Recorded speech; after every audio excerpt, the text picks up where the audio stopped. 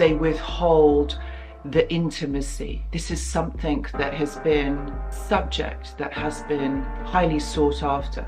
To try and understand it, intimacy with a narcissist is like no other. It brings the highest of highs, but with that, also the lowest of lows. How is it that it's so complicated and really difficult to explain and understand? Watch this video because I'm going to explain it.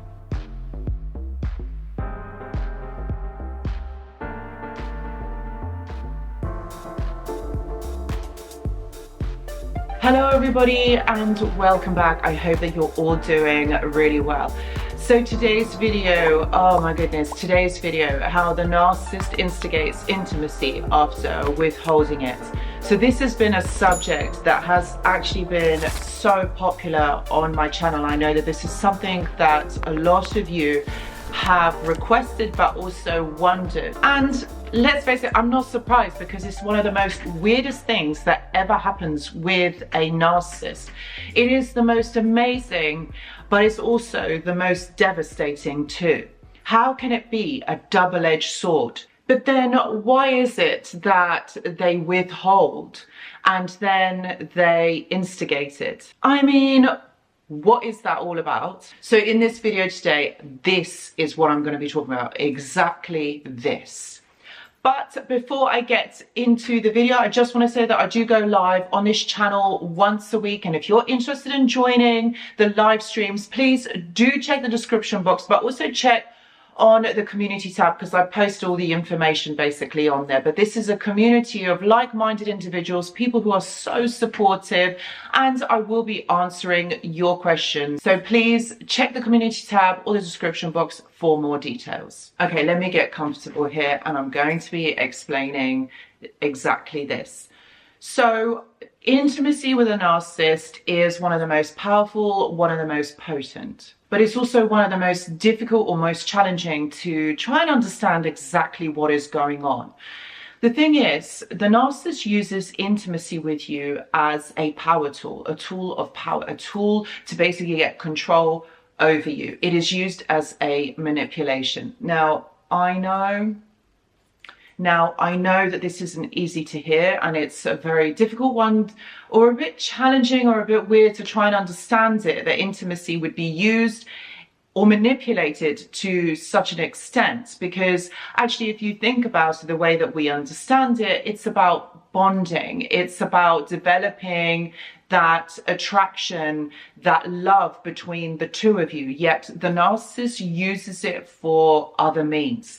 Now, if we look at it from the narcissist point of view, like this is a very clever move. Clever in the fact that it is something that is needed, but also expected, but also quite natural within a relationship, okay? So when we look at it like that, that is a need, all right? That is a need from your perspective.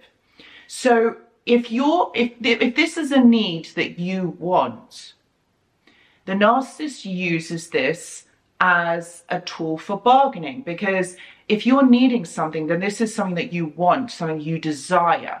So the narcissist knows that you're going to want it, all right? You're going to need this.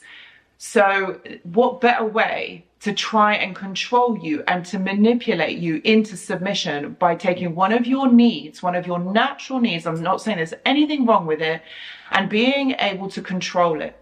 That's what is going on here. So right at the beginning of the relationship, you'll find that this isn't an issue. This whole intimacy thing is not an issue. It's something that bonds you two together. It's something that cements you two together. But over time, you'll realize that it happens less and less. Now, I don't know about you guys, but this is quite unnatural, because when two people are in a relationship dynamic, it's something that is expect something that's guaranteed that's going to happen, because you have this kind of mutual attraction, so you're going to want to. It's also a human need, so it is something that is going to happen. But when this diminishes, when this stops happening, it's a bit of a strange thing, because actually that isn't natural. That isn't the natural way of the order. That's not how this happens. So you begin to wonder, you begin to think, like, hold on a minute, like, what is going on here?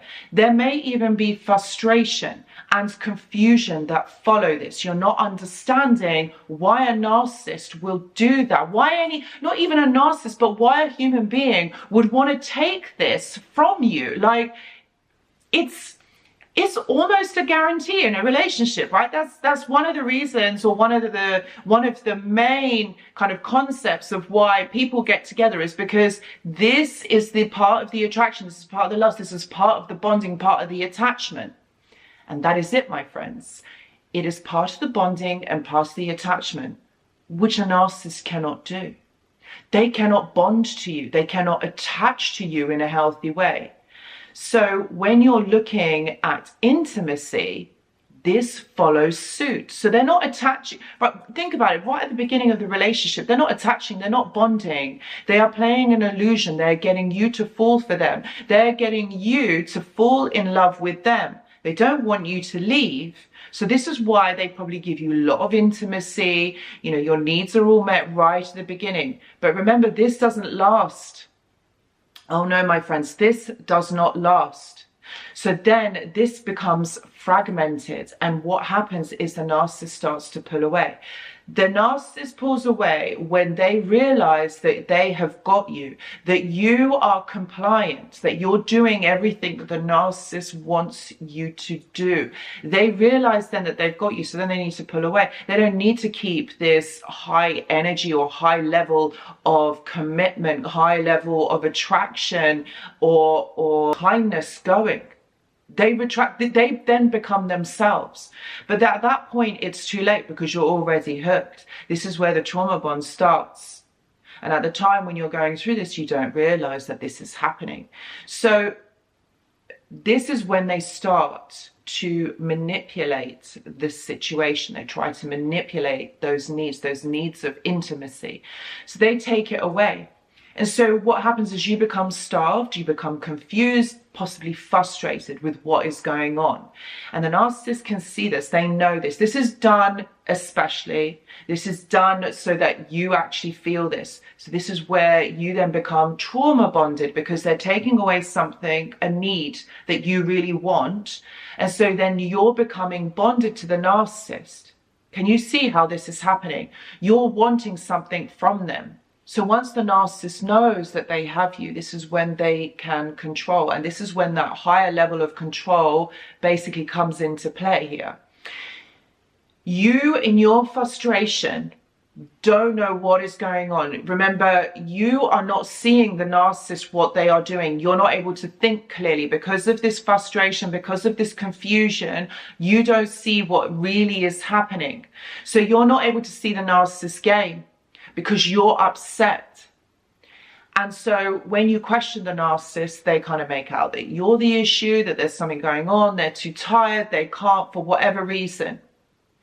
But when these feelings of frustration, confusion become elevated to such a point, this is when the narcissist knows that they are losing you. So what they're going to try and do, again, it's a bargaining tool. They give you what you want to keep you hooked.